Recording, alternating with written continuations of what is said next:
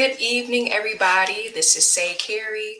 I hope you all are doing well today, and I hope everyone is enjoying their weekend. So, today I will be talking about my second book, Unraveling the Story of Black African Hair. This book is also available at www.sayecarrie.com, as well as major booksellers such as Amazon and Barnes and Noble. And I'm going to go ahead and show you how the second book looks like. If you all can excuse me, please. And here is a copy of my second book.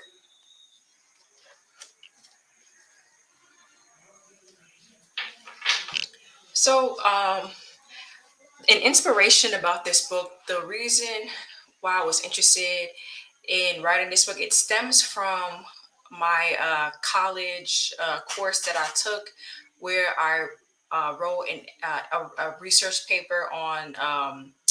It was about the history and commodification of Black African hair. So with that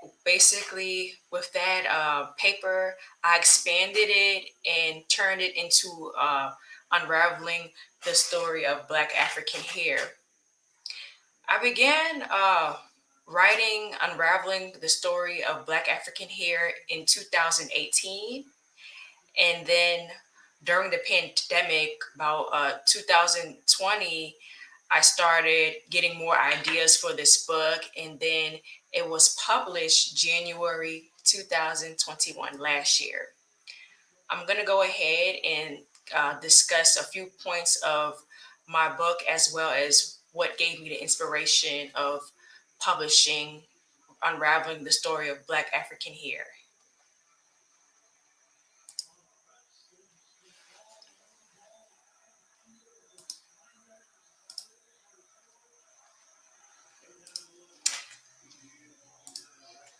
So I'm going to go ahead and give you all the summary about my book. In this book, I bring Black African hair to the forefront. Hair has played a major role in the lives of Black women and girls. Our crown and glory has direct links back to our African foremothers. In this book, I capture the hair story of several women along with my own. I explore the natural hair movement of this present time and its flaws as well. I also reveal how Black hair impacted the African diaspora. This book encourages all to embrace what God has blessed them with, no matter what style of hair they choose. Inspiration of unraveling the story of Black African hair. And as I stated, I wanted to share with others the shame I once had for my hair, educate and show why hair plays a significant role in Black African culture. And lastly, present how we are still connected to the motherland with our hair. So here's a hair timeline of my hair journey. My first relaxer or perm was age 9. My last relaxer was April 2010. And I transitioned from relaxed to natural hair from May 2010 to March 2011. My first chop was March 2011, and I've been 11 years natural. So I returned natural 11 years ago. It was around late spring, early summer of 2010, and I had had my last relaxer in April. During that time, my hair was styled in kinky twists, and I wanted to start transitioning it. In the meantime, though, I was trying to figure out what to do with it. In my mind, I was debating, should I continue relaxing my hair or return natural? Over the past 11 years, pretty much anything to do with my hair had been a battle. I would see some progress at times and then other times go through major setbacks. I also was hesitant about returning natural because I had not seen my natural hair since I was about 9 years old. Also, it had been my mother, sister, grandmothers, aunts, and family friends who were the ones taking care of my natural hair. So this was something new for me. While viewing YouTube videos on natural hair, I stumbled across a video that was dedicated to natural hair, particularly type 4 hair like mine. As I watched, tears began rolling down my cheeks because I was blown away at how eccentric, beautiful, and healthy those ladies' hair was. That video captured ladies whose fros was so big they could reach the sky, and other gems with low cut styles that brought out the beauty of their facial structure. After I saw this video, I began to regret ever chemically straightening my hair, and I was eager to work toward returning natural. While I was a baby, my hair had a looser curl pattern, and as I grew, it became tighter. Along with my hair came shrinkage. As a child, my hair was put in cornrows, twists, and hair bubbles, and it was washed every 2 to 3 weeks. I couldn't stand that part because of the process. My hair regimen included shampooing and conditioning, then deep conditioning or doing a protein treatment. After that part, pink moisturizer and blue magic hair grease was applied to my hair. I do remember how dreadful detangling was because the comb used wasn't wide enough for my thick tresses. Despite all of this, I never really took notice of my hair until I was in grade school. During that time, we were living in the Poconos, Pennsylvania, after moving from Far Rockaway, Queens, New York. In addition, I was the only black child in the class, or sometimes one of the few. Back then, there weren't many black people or people of color in the Poconos. My white classmates would be fascinated with my hair and wanted to touch it. Some would make comments such as, "Why is your hair like that?" Or, Your hair feels like a Brillo pad or wool." So even at that young age, I began to wonder why my hair was the way it was. One day I asked my mother why I have an afro at the time. From my remembrance of the question, she answered by saying that it was a type of hair that sub Saharan Africans and people of sub Saharan African descent have. Because we are originally from a hot climate, our hair grows up in order to help us stay cool. As far as I was concerned, though, I just wanted my hair to be different. Plus, my mother and sister's hair were relaxed. My sister, in particular, had started getting a relaxer at the age of 5. When I was, I'm sorry, when I asked my mother about relaxing my hair, she said she didn't want that for my hair. But at the time, I didn't like her explanation. I just felt left out because their hair was silky straight and mine was kinky woolly. While in school, I started seeing some of my black friends having their hair relaxed, and that drove me insane because I couldn't get one. Although my hair was being taken good care of by the woman in my life, I yearned for a relaxer. Another reason why I was pressured for a relaxer is because some of my black peers would call my hair nappy because it wasn't pressed, hot combed, or flat ironed, or chemically straightened. I continued to bother my mother about relaxing my hair, and of course, she said no, explaining that she wanted my hair to grow out more. Surprisingly, she did allow me to get hair braided extensions.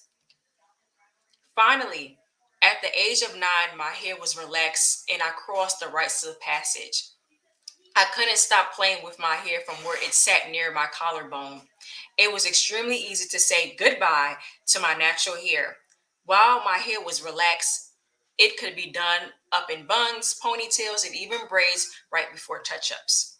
As I enjoyed this new style, though, my hair started to break off and the back of my hair quickly became shorter than the front.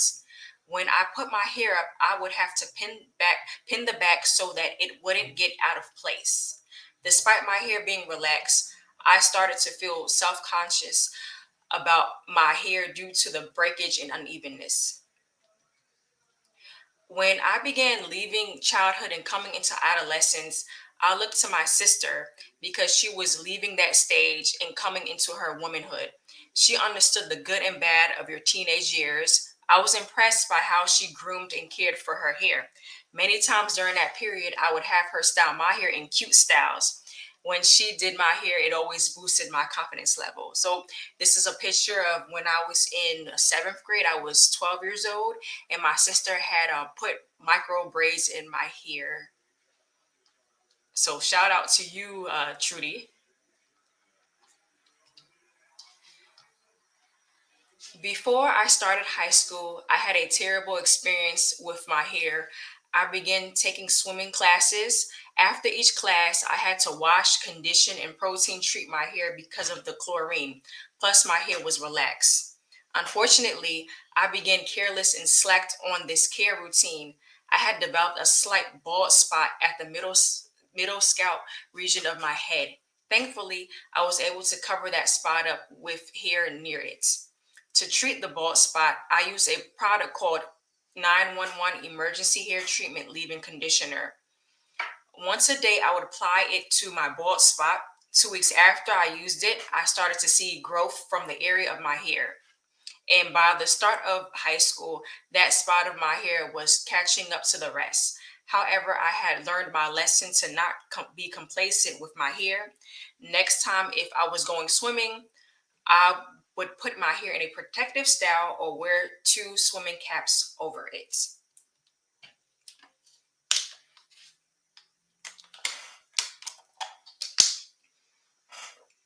After the end of ninth grade, my parents decided to move away from the Poconos. Although I miss my friends dearly, I was glad for us to move. In regards to my family, the Poconos was a good starting point after we left Far Rockaway. However, as time passed, it was best that we relocate to metropolitan New Jersey. During the last 2 years of high school, I continued to battle with my hair. While living in Elizabeth, New Jersey, I saw a lot of my classmates wearing their natural hair. Some would flat iron or hot comb their hair as well. I was amazed to see so many of my schoolmates proudly rocking their type 4 hair. Before that, I had only seen those with the looser curl pattern wearing their hair in its natural state. Anyone with kinky hair would have it straightened, and everyone had relaxers. Now I saw all of this and more. I also saw girls who wore braids. However, your hair was, it was celebrated. Furthermore, I enjoyed the infusion of cultures within our new Elizabeth community as well. After my junior year of high school, my hair grew shoulder length. Unfortunately, during my senior year, my hair broke off due to a bad relaxer. I was constantly reminded by others that my hair was breaking. Of course, I was aware. My issue was that if you are so concerned about my hair, why not share with me the products that help with healthier hair? In addition, your diet plays a part of your hair health, and I just didn't know that at the time. When I started college, I tried a texturizer with my hair, which I found didn't give me a scalp burns or much breakage. However, I did observe that my hair was thin. During summer 2009, I was very frustrated with my hair and I put Kinky Twist in for a couple of months, giving it a break from the manipulation and chemicals. The last relax I had was April 2010, and from then on, I started transitioning and looking into returning natural. I was eager to work on a new journey with my hair after watching a YouTube video that showcased type 4 hair. From May 2010 to March 2011, I wore braids and sew-in weaves. In between, I would put my real hair in double strand twists or buns. It was difficult to work with the two different hair textures in my hair, but after a while of doing this, I finally caught a peak of my hair and realized how close I was getting to going back natural. In this picture, that was 2010. I wore that was my first no, it was me wearing a sewing weave. It was a curly afro sewing weave I was wearing. So I know there's controversies or debate about black women wearing weaves, sewing weaves, wigs, and so forth, and those can be considered protective styles depending on how, but you have to keep in mind how you're supposed to wear the sew-in weaves or the wigs. It has to, the point is a protective style, so it can't be so tight so that you don't lose your edges or or end up suffering from alopecia. Um, so like wearing like the extensions or the sewing weaves, there are hair weaves that specifically looks like type 4 hair, or the typical texture of African or women who are Afro descent, where there's a kinky, curly, coily weaves, or weaves that are Afro textured as well.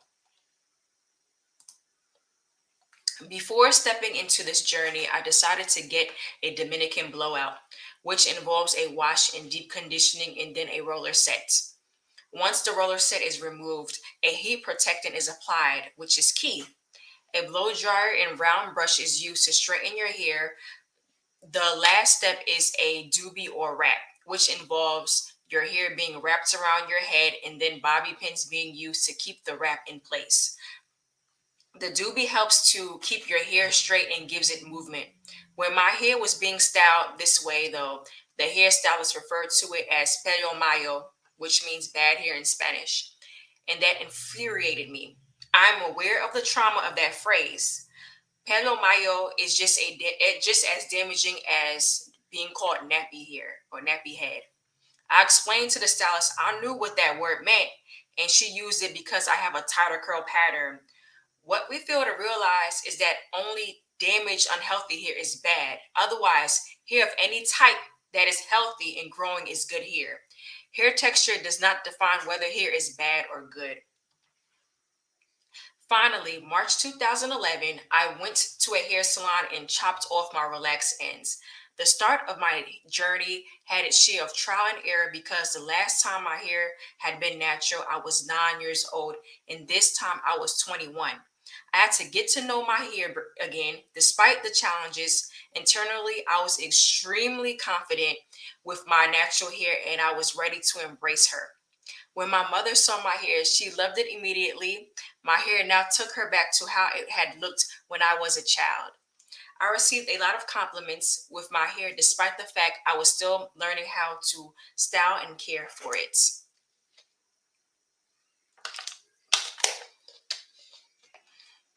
This picture was a month after I returned natural in 2011. In the spring of 2014, I had the pleasure of attending my first natural hair meetup event. The theme was Naturals in the Park at the High Line in New York City, hosted by Locks Revolution and Bella Kinks. And Bella Kinks, that is Julian Idol. She is a CEO and founder of Ajua Beauty. The event really captured the beauty of Black African people. Our hidden commonalities were revealed through the experience we had with our hair. Barbados, Dominican Republic, Ghana, Grenada, Guyana, Haiti, Liberia, St. Vincent, Trinidad and Tobago, and the United States all came together to celebrate Black African natural hair. Although returning natural was on the rise then, there was still a subconscious perception that natural hair wouldn't look good for big occasions like this. So here's a picture of me on my wedding day. My wedding day was June 27th, 2015. And my hair was styled by my aunt's Kat, and she's the owner and hairstylist of Pure One Hair Studio in Richmond, Texas. Prior to my wedding, I viewed many natural hairstyles for special occasions, and they looked all beautiful. All I could see was myself with a spectacular natural style. I sent some ideas to my aunt, who was a professional hairstylist and was going to style my hair. I'm going to talk about the significance of Black African hair.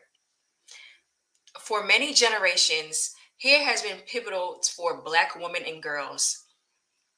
While some may think along the lines of it's just hair, Black women and girls know that there is a deep history to our hair, as well as deep trauma that has become attached to it. Due to the effects of chattel slavery, colonialism, and the media, it has been embedded in our perceptions that Eurocentric hair and beauty standards are the norm, and something we should aspire to.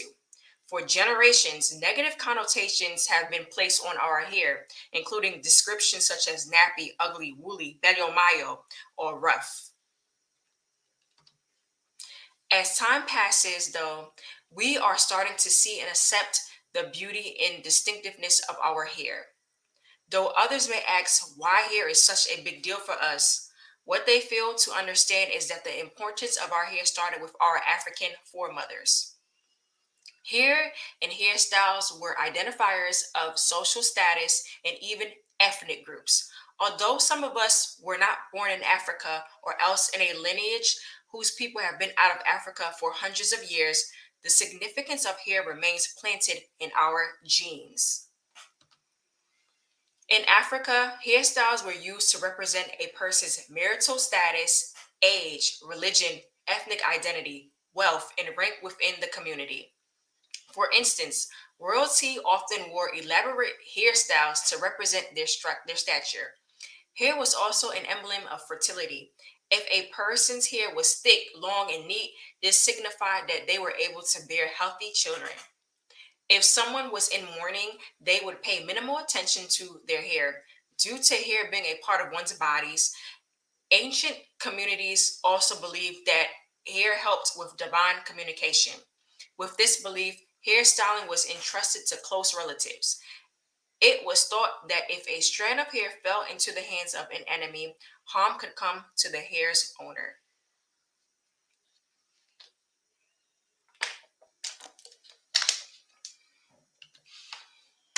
The natural hair movement of the 21st century. Afro textured hair is common among certain populations in Africa, the African diaspora, Oceania, and some parts of South and Southeast Asia. Today, the natural hair movement is focused on encouraging African women and women of African descent to return natural and embrace the health and beauty of their hair. Unlike the Black Power movement in the 1960s and 1970s, when returning natural was more so of a political statement and revealed a sense of Black African pride, today's movement is more about self acceptance, cultural connections, health, and pride as Black women stop using chemicals and chemicals process to straighten or relax their hair. The reason this movement is often called returning natural is because Black women are getting back to their hair textures that they were born with. However, it's also a move that can be fraught with confusion, missteps, and sometimes pain, as the 2009 Chris Rock documentary Good Hair has attested to. For a start, many women born with Afro textured hair have not seen their hair texture since childhood. Even some who are acquainted with the texture of their untreated tresses are not comfortable styling their hair in ways that they believe are fashionable and appropriate for them. Figuring out which of the countless hair care tools and products on the market might work can make the undertaking even more overwhelming. Throughout the natural hair movement of the 21st century, we cannot deny how YouTube has played a pivotal part in encouraging Black women and girls to return natural. In 2009, YouTube was just starting to become the huge social media site that we know today. At the time, though, YouTube was still growing its expanded ads to seven different formats, signed a partnership with Disney, promoted video launches, and hit more than 1 billion hits per day. It also started to become an explosive beauty tutorial scene, including a market that leaned toward natural black hair. YouTube natural hair vlogs emerged to provide a counter narrative on do it yourself, also known as DIY, hair care practices, specifically for highly textured hair.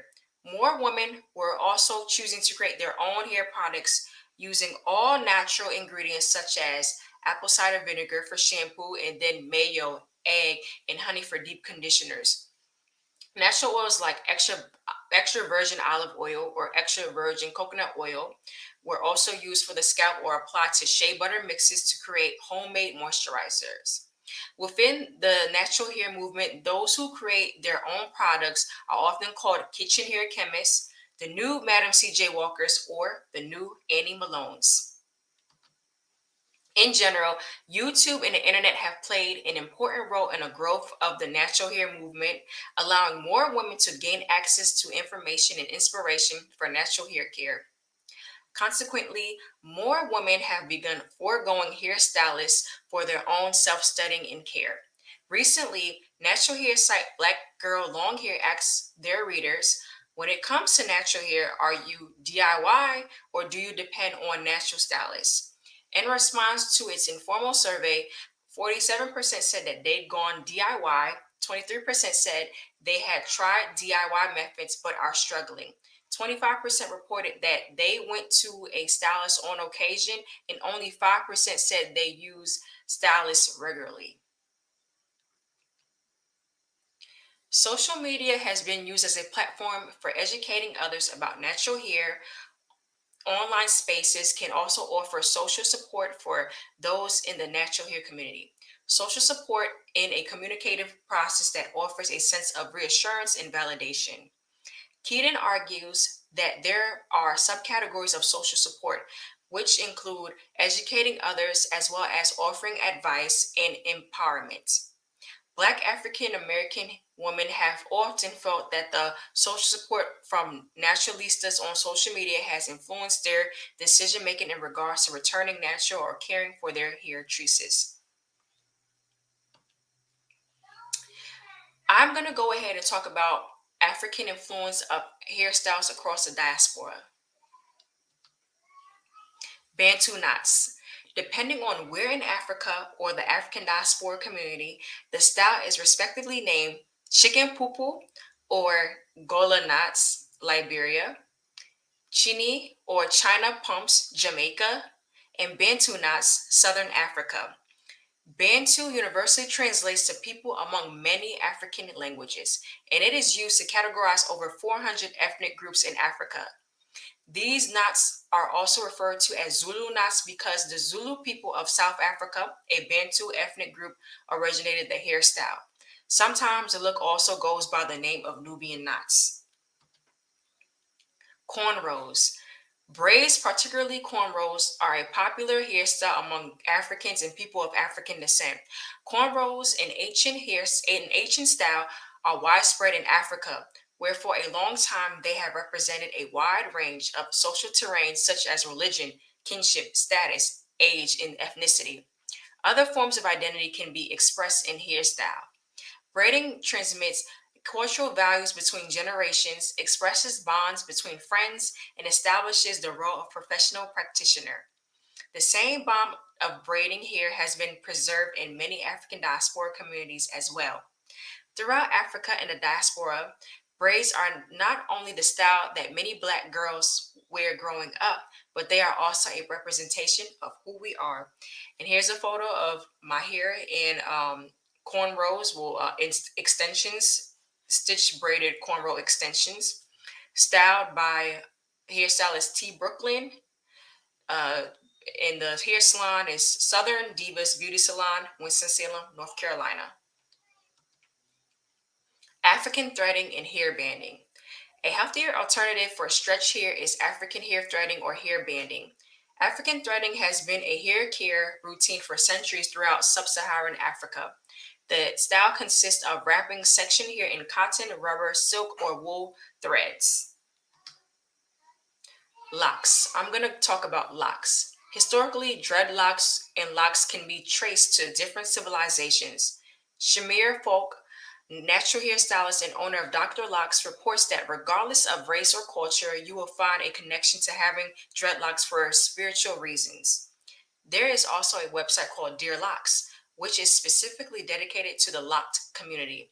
Dear Locks focuses on locked men and women influencers such as Keisha Charmaine, Torton Paul, Elenia, aka Locks of Poetry, to name just a few. Unfortunately, though, the locked community and locks care are often still overlooked within the natural hair community and natural hair care industry. In 2000, in 2022, I am so proud of how far I have come with my hair. As a little girl and as a teenager, I didn't appreciate my hair. At the age of 32, though, I embrace everything about my hair. What I like about my hair includes its shrinkage, kinkiness, poofiness, boldness, and versatility. While some of these things might be seen as negatives, I have come to see the positive in them all. As time passed, I began to appreciate my hair shrinkage and allow my hair to be. Also, shrinkage is a part of what makes curly, kinky, coily, and afro textured hair astonishing. Shrinkage is a sign of healthy hair because it shows that your hair is properly moisturized and has good elasticity. However, you wear your hair, let it be based on choice and and how it makes you feel, not on anyone's views or negative historical depictions. Regardless of your hair texture, hair that is healthy will always be good hair. And as long as you take care of your hair, your tresses will flourish. I want to give special thanks to the ladies and young lady who participated in my book, Unraveling the Story of Black African Hair. And as I stated earlier, I interviewed several ladies and a young lady about their hair and how they feel about their hair. So, again, special thanks to Ebony, Erin and Brielle, Oju, Jade, Jasmine D, Jessica, Latanya, Mary, TD, and Jocarla for all allowing me to capture their hair stories within my book. I also want to give shout outs and special thanks to natural hair vloggers. Here are some YouTubers or social media natural hair vloggers who inspired me while transitioning and returning natural. African Export, I Love My Fro, aka Harmony Knight, Tony Daly, Mei Ling, Natural Chica, Kinky Curly Coily Me, Janelle B. Stewart, Black Onyx, the founder of Ali K Naturals, Naptro 85, Main Moves, Avon Dugas, and she holds the world record. She's the world's records holder for the world's largest afro since 2011, as well as Mercy Gono. And I started following her during the pandemic. My books are available at www.sayecarrie.com and major booksellers such as Amazon and Barnes and Noble. And you can find that information on the links on Facebook and YouTube. I want to leave you all with this quote. Hair of any type that is healthy is good hair. Hair texture does not define whether hair is bad or good. Please like, share, comment, follow, and subscribe. And again, I just want to thank you all for watching. Thank you everyone for watching. Those who are watching live, I appreciate you all watching. And those who plan on watching the playback, thank you in advance. And I will see you all soon. And I hope everybody enjoys the rest of their weekend and also have a great upcoming week. Bye. Take care, everyone.